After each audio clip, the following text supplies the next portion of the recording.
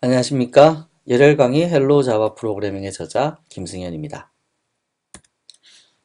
이번에는 세 번째 라운드로 자바의 주석이라는 개념과 그리고 멤버의 개념, 자바가 전부 클래스로 되어 있기 때문에 멤버, 그 클래스 내에 존재하는 멤버라는 부분을 아셔야 되고요. 다음으로는 일반 언어들과 마찬가지로 상수와 변수, 그리고 자료형의 개념에 대해서 살펴보겠습니다. 자, 이 자료형은 그 사용자가 임의로 정의한 자료형도 있는데 자바 프로그램이 기본적으로 제공하는 기본 자료형 8가지가 있고요. 거기에 문자열을 관리하는 스트링 클래스까지 함께 살펴보겠습니다. 자료형 사이에 데이터를 주고받는 변환이 필요한데요. 그때 자동으로 변환할 건지 강제로 변환할 건지 이제 그 부분에 대해서 어떻게 사용을 하는지 형식에 대해서 살펴보고요. 그 다음에 자바가 완전한 객체 지향이 되기 위해서 기본 자료형조차도 클래스화 시키는 래퍼 클래스라는 부분도 함께 살펴보겠습니다. 그리고 자료형을 초기화 시켜야 되는 이유, 그리고 초기화 방법에 대해서도 함께 이제 살펴볼 겁니다. 우선 첫 번째로 주석 처리라는 것은 쉽게 얘기하면 우리가 프로그램을 작성을 했을 때 프로그램 내부에서 실행에 관여하지 않는 영역을 따로 만들어주고 싶은 경우가 있어요. 어떤 경우냐면 어떤 코드에 대한 설명을 다는 경우죠. 예를 들면 system.out.println이라는 글자를 적어놓고 옆에다가 이것은 어떠한 문구를 출력하는 코드입니다 라는 글자를 달아두고 싶다 라고 할 때 주석 처리를 사용할 수 있는데요. 그렇게 달아둔 글자는 프로그램 실행 시에 영향을 미치지 않는다는 겁니다. 또한 어떤 메소드, 메인 메소드 같은 거 있죠. 그 위에다가 이 메소드는 프로그램을 실행시킬 때 가장 첫 번째로 실행되는 메소드입니다. 뭐 이런 식으로 주석을 달고 이제 설명글을 달고 싶을 때 바로 우리는 주석 처리한다 라고 이야기합니다. 주석 처리 방법은 세 가지로요. 여러 줄에 걸쳐서 주석 처리를 하는 슬러시 별표, 그 다음에 별표 슬러시가 있고요. 그래서 슬러시 아스트리스크하고 여기에 글자를 쫙 적은 다음에 이제 별표 슬러시를 하시게 되면 바로 그 사이에 있는 거는 프로그램 실행 시에 영향을 미치지 않는 거고요. 그 다음 시플 프레스 다운 주석 방식으로 그 라인, 다시 말하면 슬러시라고 적혀 있는 EU 라인은 프로그램으로 해석하지 마라 라는 식으로 주석 처리를 할 수도 있습니다. 그리고 자바에만 있는 것으로 자바의 다큐멘테이션 API를 위한 주석. 여러분들 앞서서 라운드 2에서 다큐멘테이션 API를 보셨죠? 다큐멘테이션 API를 보시면 C 루트에 자바2에 doc의 API 쪽에 index.html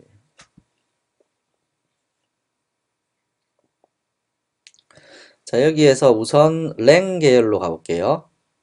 랭 계열의 스트링 클래스를 살펴보겠습니다. 자, 스트링 클래스를 살펴보시게 되면 이 스트링 클래스의 특정 메소드, 예를 들면 뭐 이런 거, 캐릭터 at, 이게 문자열에서 특정한 위치 번째의 문자 하나만을 추출하는 메소드인데요.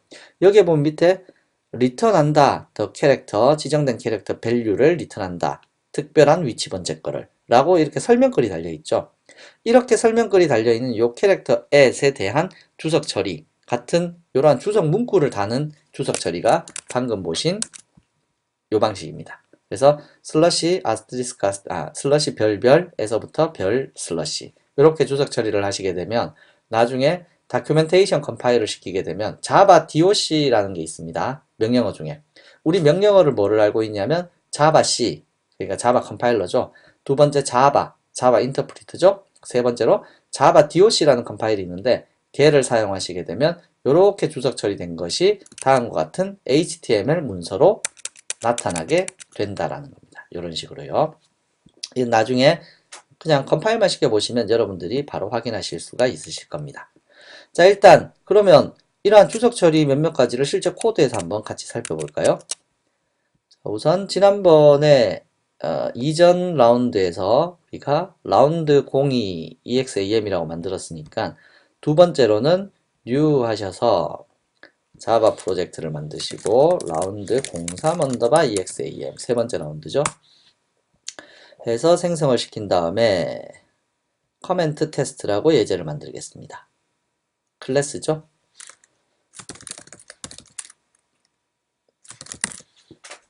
자, 디폴트 패키지에 그냥 만들겠습니다. 자, 커멘트 테스트라고 해서 하나를 만들어 두고요. 그러면 우리가 보통 실행을 시키기 위해서는 다음과 같이 void main이라는 걸 작성할 거잖아요. 자, 이때 한 줄만 주석 처리하겠다라고 하면 슬러시를 적은 이후에는 여러분들이 원하는 글자, 이건 한 줄 주석 처리입니다 라고 기재를 해줄 수 있고요. 이 아래쪽에다가 여러분들이 원하는 코드는 그냥 작성하실 수 있습니다. 그러니까 이 주석 처리가 주석 테스트 주석 처리가 적혀 있는 요 라인에 한 줄이 주석 처리되는 게 한 줄 주석 처리입니다. 물론 어떤 코드 라인 뒤에도 이건 출력문입니다 라고 주석 처리를 하게 되면 실제 얘를 컴파일하고 실행을 할 때는 이렇게 주석 처리되어 있는 요 글자들 그리고 요 글자들에 대해서는 프로그램이 인식하지 않고 실행이 될 수 있도록 만들어진다는 거죠. 그래서 이러한 커멘트 주석 처리 한 줄짜리를 할 때 쓰는 거고요. 여러 줄짜리 보통 클래스를 설명할 때 사용을 하는 건데요. 슬러시 별표에서부터 별표 슬러시 이 중간에 별표는 그냥 그 자동으로 나타나는 건데 없어도 관계는 없고요. 방금 전처럼 이렇게 있어도 관계는 없습니다. 자, 해놓고 여기에다가 설명글을 다는 거죠. 예를 들면 이 프로그램은 주석 테스트용입니다. 작성자는 김승현입니다. 뭐 이러한 식으로 주석 처리를 해서 이 클래스에 대한 설명을 여러 줄에 걸쳐서 사용하고 싶을 때 그때 적는 거고요. 앞에 별표 이건 뭐 큰 의미 없다고 했습니다. 뭐 지우셔도 관계는 없습니다. 여하튼 시작 위치의 슬러시 별표와 끝나는 위치의 별표 슬러시 이러한 식으로 마무리되는 요 사이에 적히는 모든 것들이 주석 처리가 되는 형태고요.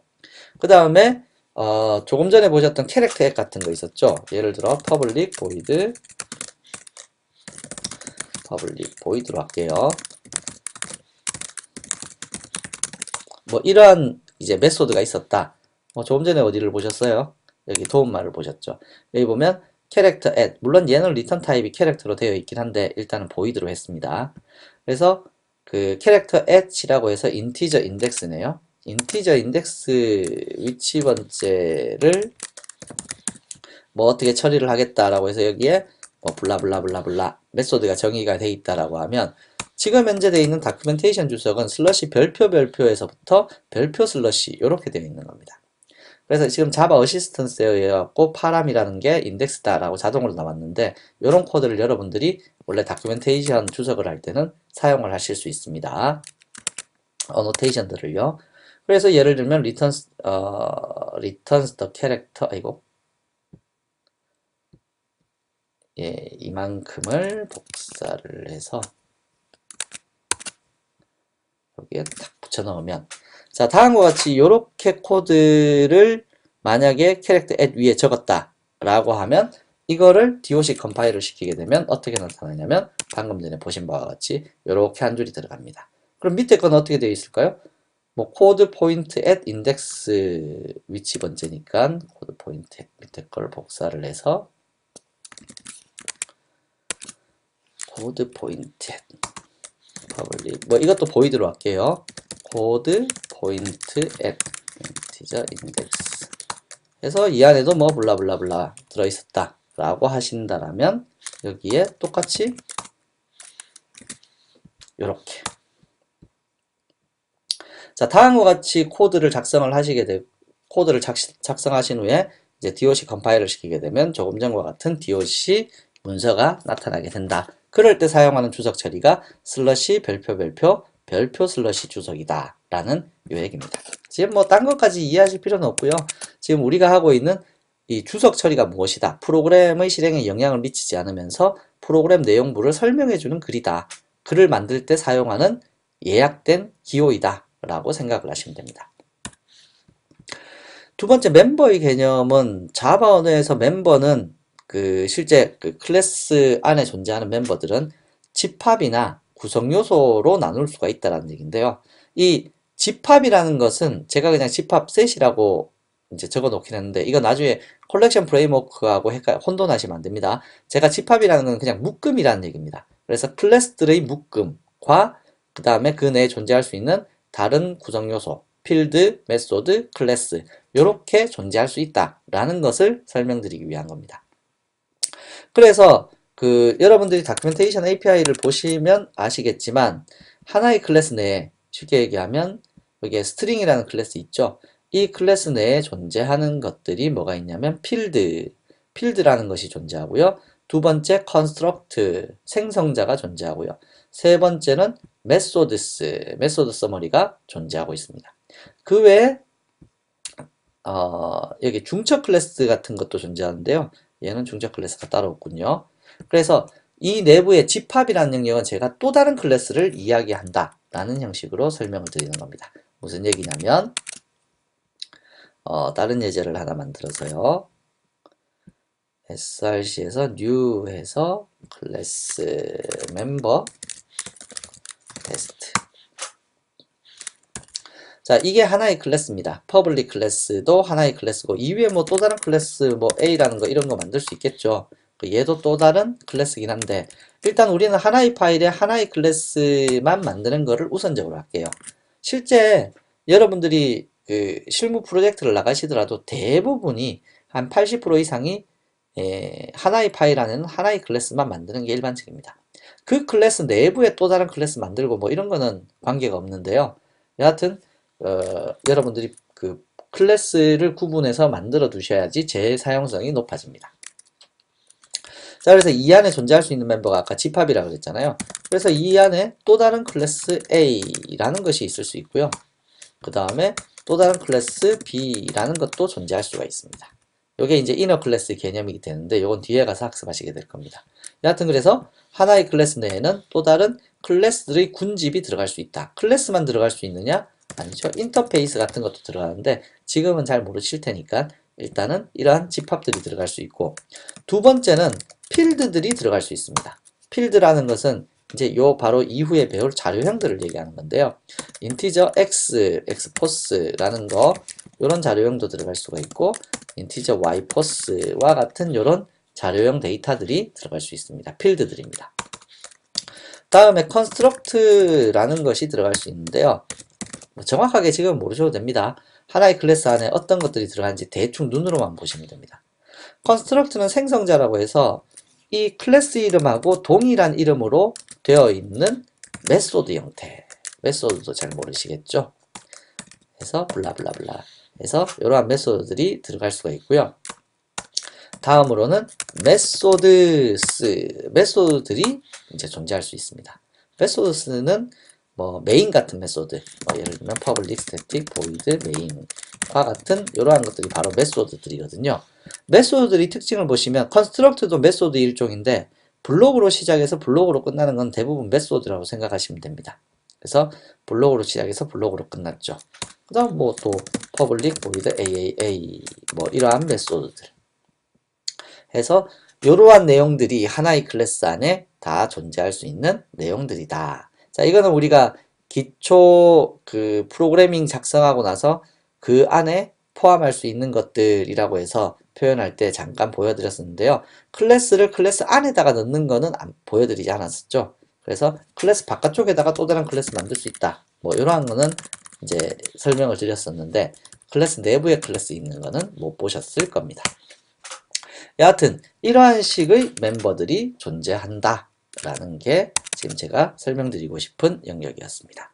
그래서 멤버의 개념은 자바 언어에서 집합과 구성요소, 필드, 메소드, 클래스 등으로 나눈다 라는 거고요. 네. 그 다음에 이러한 것들은 다큐멘테이션 API를 통해서 확인을 할 수 있다 라는 겁니다. 자, 다음으로는 방금 전에 우리가 멤버 중에서 필드라는 영역이 있었죠. 요 필드하고 조금 더 밀접한 내용이긴 한데요. 실제 우리가 프로그램을 작성하는 이유는 뭔가의 데이터를 보관하고 사용자가 필요할 때 그 데이터를 추출해서 보여주고 그 데이터를 조작하고 그 다음에 결과를 도출하는 이러한 용도로 많이 씁니다. 이제 컴퓨터를 사용하는 이유가요. 쉽게 얘기해서 3 더하기 2를 넣으면 자동으로 계산해서 5가 나오면 되잖아요. 근데 3이라는 숫자도 일단 이 컴퓨터가 기억을 하고 있어야 되고 2라는 숫자도 기억하고 있어야 되고 더하기를 하려고 했다라는 내용도 기억하고 있어야지 3 더하기 2는 5라는 결과값을 계산할 수 있겠죠. 그리고 그렇게 계산된 5라는 값도 기억해 둬야 이제 화면상에 출력을 해서 당신이 원하는 값은 이 값이다 라고 추출해 줄 수 있는데, 그때 무엇이 필요하냐면 이러한 값을 기억해 줄 수 있는 공간이라는 것이 필요하죠. 공간의 개념. 바로 그 공간의 개념이 변수라는 겁니다. 이 변수는 통이라고 생각하면 되는데요.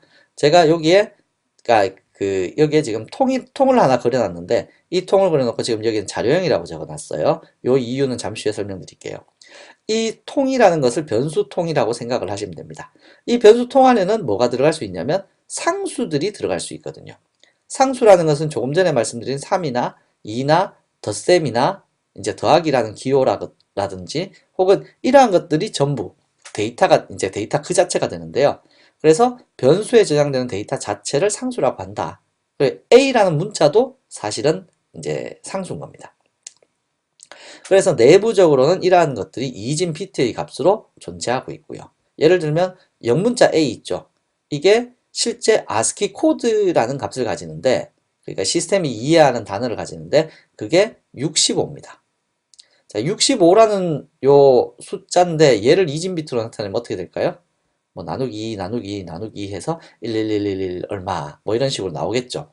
그런 이진 비트의 값을 가지는 그 값이 A다 라고 매핑을 시켜 놓은 게 ASCII 코드 값입니다. 그래서 일단 상수라는 것은 우리가 눈으로 봤을 때 명확한 거, 어떤 구성한 값을 가지고 있는 거, 변하지 않는 거, 항상 동일한 수라고 해서 걔네들을 상수라고 하는데, 제가 뭐를 비교해 놨냐면 탁구공, 야구공, 축구공, 실체잖아요. 실제로 보이는 것들이고 얘네 가지고 뭔가를 할 수 있는 거잖아요. 그래서 이러한 것들이 상수고요. 변수는 이러한 상수를 담는 통을 얘기하는 겁니다. 탁구공 담는 상자, 야구공 담는 상자. 왜냐하면 그냥 놔두면 굴러가서 없어질 거니까. 그건 뭐 아니고요. 그래서 자료형에 변수에 담을 수 있습니다. 상수 변수라는 것도 있는데요. 변수 공간이지만 제일 처음에 한번 어떠한 그 상수를 담아버리면 그 값을 끝까지 담겨있는 얘가 본드처럼 딱 붙어서 절대 그 통에서 빠져나가지 않는 거예요. 그래서 프로그램 종료 시까지 그 통에 담긴 값은 이 값이야 라고 하면서 고정된 값을 상수 변수라고 합니다. 이때 파이널이라는 예약을 쓰는데 이건 지금 당장 뭐 이해하실 필요는 없습니다. 다음 자료형이라는 게 뭐냐면 이제 이 변수라는 것이, 제가 이 통을 변수라고 했는데 지금 여기 통 보면 통의 크기가 다르죠. 다른 이유가 뭘까요? 다른 이유는 탁구공 같이 작은 걸 담는데 이만큼 큰 상자가 필요하지는 않을 거잖아요. 그죠? 대신 축구공 같이 이만큼 큰 상수를 담으려고 하는데 탁구공을 담을 만한 요 상자에 넣을 수는 없을 거잖아요. 그래서 상수의 값의 크기에 맞게 메모리상에 할당될 변수의 공간을 지정하는 용도가 바로 자료형이라는 겁니다. 근데 이 자료형을 그 사용자들이 원한다고 해서 원하는 사이즈의 자료형을 계속 내놓으면 한도 끝도 없겠죠. 누구는 탁구공 담을 수 있는 상자, 난 탁구공보다 0.1배 큰 상자, 나는 탁구공보다 0.2배 큰 상자 이래버리면 너무 자료형들이 많이 나타나게 돼 있죠. 관리가 힘들겠죠. 그래서 프로그램에서는 이러한 자료형에 대해서 8가지 기본 자료형 형태를 딱 만들어 놨습니다. 그래서 이 8가지 자료형을 바로 이제 기본 자료형이라고 하는데요. 그건 뒤에서 볼 거고, 자료형의 크기가 1바이트, 2바이트, 4바이트, 8바이트로 정해져 있는 통의 크기가 있다라는 정도만 이해하시면 되겠네요. 자, 일단 자료형의 범위는 숫자로 표시한다 해놓고 제가 비트라고 했는데, 그 자료형의 범위는 실제로 우리 메모리하고 밀접한 관련이 있습니다. 그래서 우리 프로그램 실행하면 우리 컴퓨터는 메모리라는 그 휘발성 기억 공간을 가지고 있습니다. 컴퓨터 끄면 날아가고 컴퓨터를 켜면 다시 초기화되어서 딱 뜨는 메모리라는 영역이 있는데요. 그 컴퓨터의 메모리 영역에 실제로 요 공간이 할당이 되고 거기에 상수의 값을 넣어서 사용을 하게 됩니다. 이 자료형의 범위는 보통 제가 조금 전에 말씀드렸다시피 숫자로 표시하는데요. 1바이트, 뭐 2바이트, 4바이트, 8바이트 이런 식의 숫자로 표현합니다. 근데 제가 옆에다가 지금 비트라고 적어놨죠. 여기서 비트와 바이트에 대한 개념을 이해하셔야 되는데, 비트는 컴퓨터의 가장 원시적인 신호입니다. 최소 단위의 신호라고 보시면 돼요. 다시 말하면 신호가 들어왔다, 들어오지 않았다. 이걸 바꿔 말하면 0이다, 1이다. 그래서 컴퓨터가 이해할 수 있는 가장 최소 단위의 기호인 비트, 얘가 0과 1을 나타내는 건데요. 이러한 0과 1을 나타내는 비트 8개가 모이면 뭐가 되냐면 바로 얘가 1바이트가 됩니다. 8개가 모였을 때. 그래서 우리가 1바이트라는 것이 프로그램이 이해하는 최소 단위다 라고 이제 설명을 합니다. 그래서 1바이트라는 단위를 기준으로 해서 우리는 통을 만들었는데요. 1바이트짜리 통, 그 다음 2바이트짜리 통, 4바이트짜리 통, 8바이트짜리 통. 그러면 4바이트짜리 통은 몇 비트일까요? 라고 하면 곱하기 8 하면 되죠. 그래서 48에 32, 32비트짜리 통이 4바이트짜리 통이다. 이렇게 보시면 됩니다. 자료형은 사인드하고, 그러니까 부호가 있는 자료형과 부호가 없는 자료형이 있습니다. 쉽게 얘기하면 부호가 있는 자료형은 마이너스부터 시작해서 플러스까지 넘어가는 자료형이 있고요. 부호가 없는 자료형은 0부터 시작해서 양의 수로만 존재하는 자료형이 있습니다. 자바에는 캐릭터 자료형이 유일하게 부호가 없는 자료형이고요. 나머지 모든 자료형은 부호가 있는 자료형입니다. 이 자료형은 그 범위에서 돌고 돈다. 요건 뒤에 가서 예제를 한번 보셔야 되니까 일단 넘어가도록 하겠습니다. 자, 보시면 이제 이러한 상수와 변수 그리고 상수 변수 그리고 기본 자료형에 대해서 내용을 살펴봤는데요. 그 기본 자료형의 종류가 무엇인지가 지금 여기에서부터 설명을 하고 있는 거죠. 그리고 마지막에 문자열을 담을 수 있는 스트링 클래스에 대해서도 함께 살펴볼 겁니다. 자, 우선 기본 자료형에는 논리형 자료형이라는 것과 정수형 자료형, 그 다음에 실수형 자료형, 그 다음에 클래스형 자료형 이러한 식으로 나눌 수 있습니다. 그래서 위에 있는 요 세 가지 형태가 기본 자료형에 해당하는 거고요. 클래스형 자료형은 클래스입니다. 그냥 말 그대로. 근데 워낙 많이 쓰기 때문에 문자열을 지금 위에서는 저장할 방법이 없거든요. 물론 캐릭터를 배열로 만들어서 저장하면 되는데 문자열을 저장할 방법이 위에서는 직접적으로 넣었기 때문에 우리가 일반적으로 프로그램 짤 때 문자열 많이 쓸 거잖아요. 그래서 그러한 문자열 자료형을 여기에서 함께 소개를 하는 것 뿐이지 위에 있는 이 부분을 제외한 나머지 모든 클래스는 기본 클래스형 자료형이다 라고 생각을 하시면 됩니다. 자, 그러면 일단은 이러한 자료형을 한번 전체적으로 이제 표현을 해볼게요. 어떠한 식으로 프로그램에서 표현을 해서 사용할 수 있는지 요거를 잠시 살펴보도록 하겠습니다.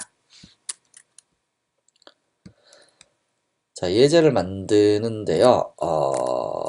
자료형 데이터 타입이라고 하면 되겠네요. 데이터 타입 테스트. 이거 그 위에 상단에 타이틀을, 그러니까 파일명을 더블 클릭하시면 최대 크기로 확장을 시킬 수도 있고 줄일 수도 있습니다. 일단 코드를 편하게 하기 위해서 최대 크기로 확장을 시켜 두었고요. 자, 조금 전에 제가 자료형의 종류가 논리형 자료형이 있었다고 했었죠. 논리형. 자, 논리형 자료형을 불리언이라고 합니다. 그래서 이 자료형은 전부 소문자로 구성되어 있다라는 거 요거 일단 기억하셔야 됩니다. 뒤에 가면 래퍼 클래스가 나오는데 혼돈이 되실 수 있으니까요. 그래서 불리언 자료형은 어떻게 선언하느냐? 선언하는 방법은 이렇습니다. 자료형을 적고요. 자료형 한 칸 띄우시고 그 다음에 변수명, 그러니까 여러분들이 이 통에 대한 닉네임을 정해주는 거죠. 해서 이 변수명에다가는 값을 대입하고 끝내는 거. 항상 프로그램은 세미콜론으로 끝납니다. 그래서 자료형에 대해서 변수명을 지정해주고 값을 넣어두시면 나중에 이 값을 이제 출력해보고 싶거나 어떠한 계산에 사용하기 위해서는 이 변수명만 기억해 두시면 된다는 거죠. 자, 그러면 불리언은 어떻게 선언하냐? boolean, 불리언, 뭐 이름은 사용자 정의 명칭이죠. 그래서 여러분들이 a라고 지정을 하시고 여기다가 값을 넣어주시면 되겠죠. 아니면 뭐 a라고 지정을 하시든지 보통 불리언 변수는 불이라는 이름으로 많이 씁니다. 그래서 불이라는 이름의 변수를 만들어 놓고요.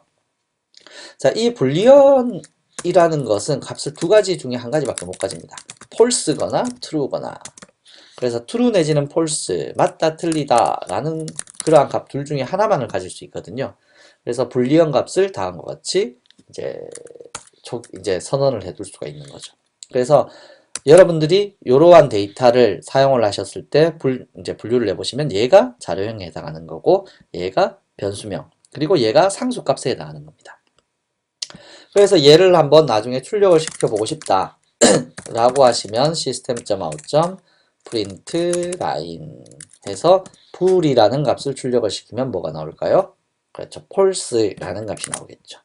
실행은 상단에 있네요. 하면 여기에 false라는 값이 결과값으로 떴습니다. 제가 지금 화면을 최대 모드로 확장을 해놨기 때문에 방금 전처럼 떴고요. 이 상태에서 그냥 실행을 시키게 되면 하단에 뜨겠죠. 여기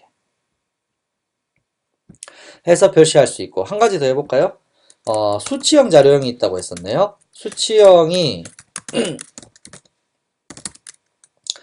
앞서서 보셔서 아시겠지만 일단 쇼트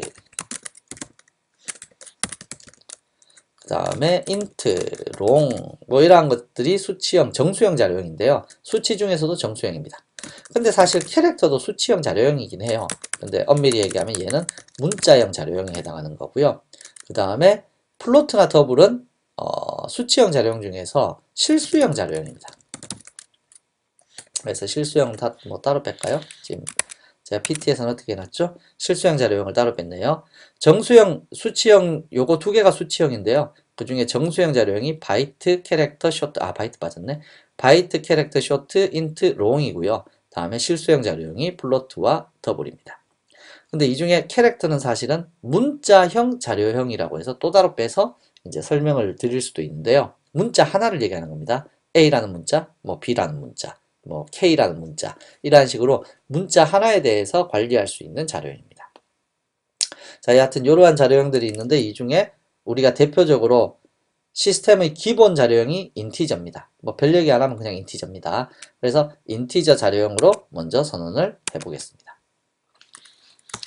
그래서 여기에 빠진 거는 바이트. 전부 다 주석 처리인 거 아시죠? 자, 그러면 이제 위에 자료형, 변수명, 값의 방식에 의해서 인티저라는 자료형으로 int data. 자, 제가 자료형 선언할 때 여기 사용자 정의 명칭 선언할 때 이게 D자 대문자로 썼죠. 자, 이게 카멜 표기법이라고 했었잖아요. 그래서 내가 기재하고 싶은 글자를 마음대로 적을 수 있대. 두 개 이상의 합성어가 나타날 때는 합성어의 첫 글자는 대문자로 해주면 좋겠다 라고 했었던 얘기입니다. 아니면 혼돈되시면 그냥 KOR 이런 식으로 국어 점수 이런 식으로 입력을 해둘 수 있겠네요. 역시 마찬가지로 출력을 해볼까요? 하셔서 KOR을 출력을 하시면 얘를 실행시키면 일단 위에서 false가 먼저 나타날 거고 아래쪽에서 100이라는 값이 출력이 되겠네요. 이거 그냥 바로 실행시키면 되죠. 그러면 아래쪽에 보시면 100과 false 이러한 식으로 이제 결과가 나타나게 됩니다.